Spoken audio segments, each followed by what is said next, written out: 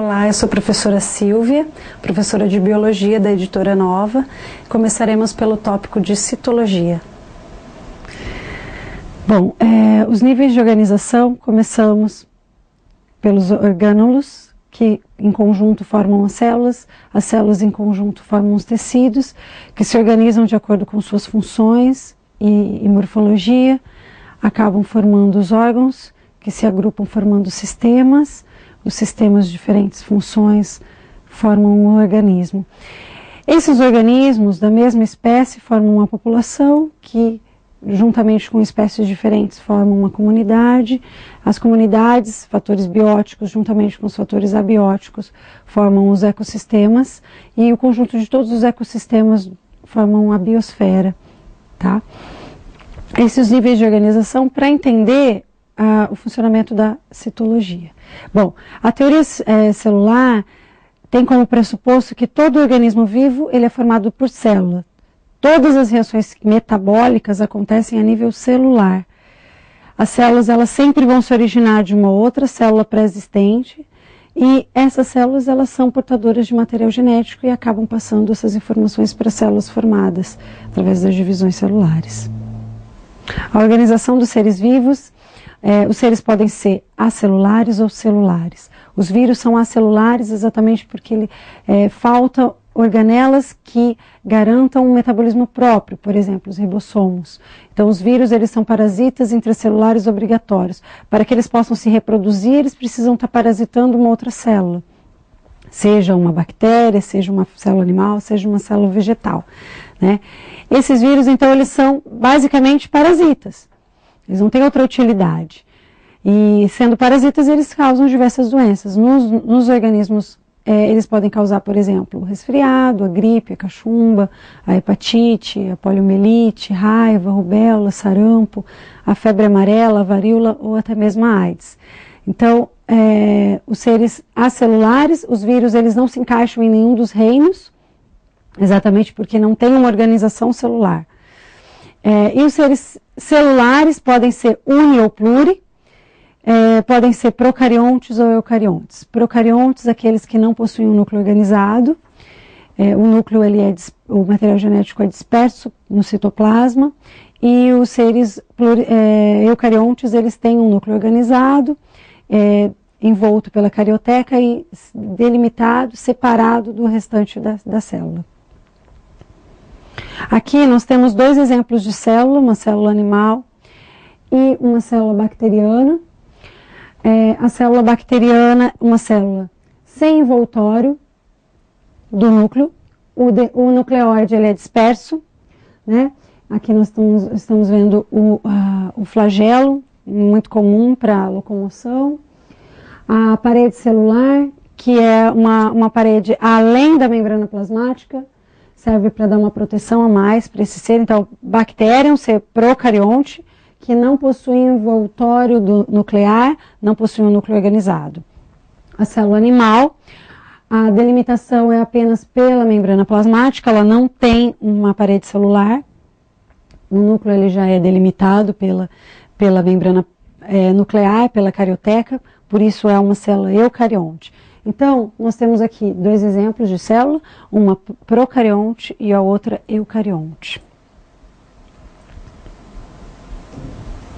Um outro exemplo de célula eucarionte, célula vegetal, também apresenta parede celular, mas é uma parede celular impregnada de celulose, um núcleo também organizado pela carioteca, então uma outra célula eucarionte, exatamente por isso. Algumas organelas são diferentes, né? Nós temos o vacúolo, que não é encontrado em célula animal, os cloroplastos, responsáveis pela fotossíntese, que também não são encontrados em célula animal.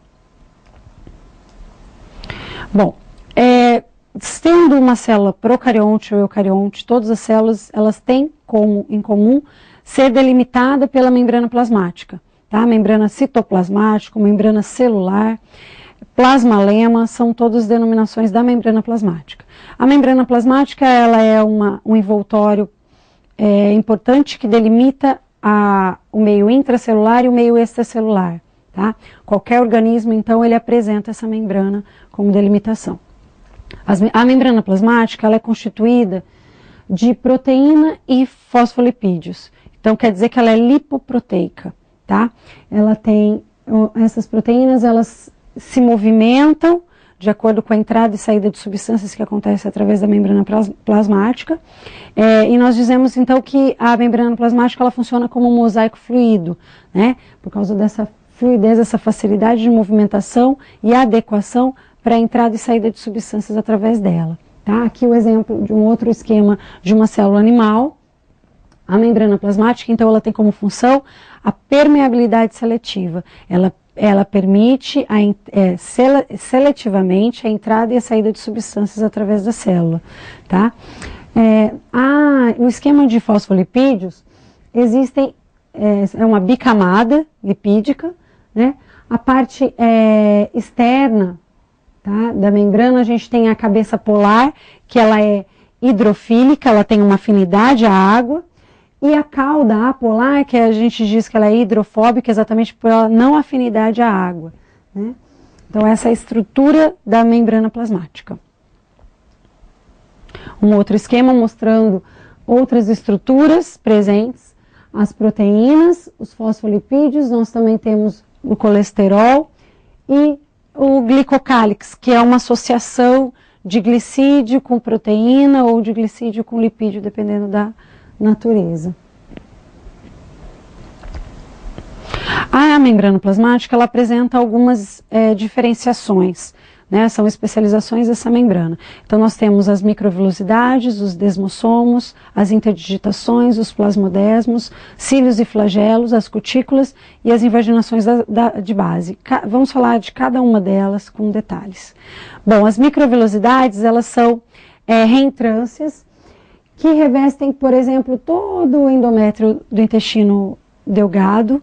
Ela aumenta, essa especialização da membrana tem como função aumentar a superfície de absorção, né? Todos os nutrientes que foram digeridos através do trato digestório, eles vão depois ser absorvidos mais facilmente por causa dessas microvilosidades, né?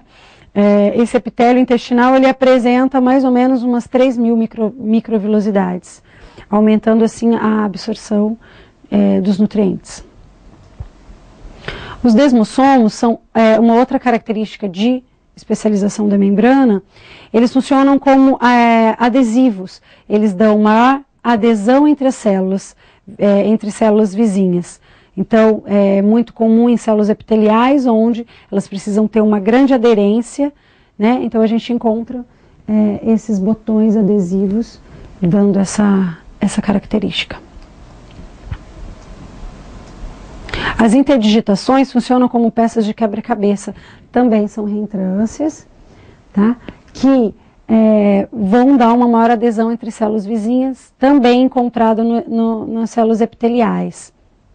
Os plasmodesmos são pontes citoplasmáticas que fazem a comunicação entre células vegetais, né? A célula vegetal ela tem uma parede celular e apresentam poros por onde ocorre a passagem dessas pontes citoplasmáticas, que são os plasmodesmos. Dessa forma, ocorre a comunicação de nutrientes, enfim, de substâncias entre células vegetais vizinhas.